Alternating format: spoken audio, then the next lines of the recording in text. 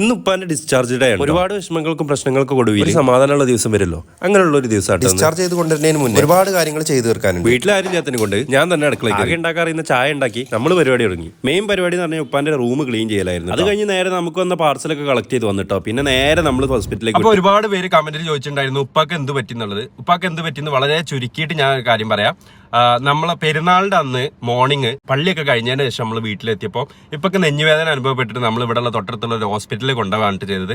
അങ്ങനെ ഹോസ്പിറ്റലിൽ കൊണ്ടുപോയപ്പോൾ അവർ പറഞ്ഞു പെട്ടെന്ന് തന്നെ ആൻജിയോഗ്രാം ചെയ്യണം, അതിന് ഇവിടെ പറ്റില്ല, നിങ്ങൾ വേറെ ഏതെങ്കിലും ഹോസ്പിറ്റലിലേക്ക് കൊണ്ടുപോകണം എന്ന് പറഞ്ഞു. അങ്ങനെ നമ്മൾ മിംസിലേക്ക് കൊണ്ടുപോവാണ് ചെയ്തത്. മിംസിൽ കൊണ്ടുപോയ പാടന്നെ അവിടുന്ന് അങ്ങനെ ആൻജിയോപ്ലാസ്റ്റി ഒക്കെ ചെയ്ത് കഴിഞ്ഞ് സ്റ്റെൻഡൊക്കെ ഇട്ട്, അതായത് മെയിൻ രക്തക്കുഴലിലായിരുന്നു ബ്ലോക്ക് ഉണ്ടായിരുന്നത്.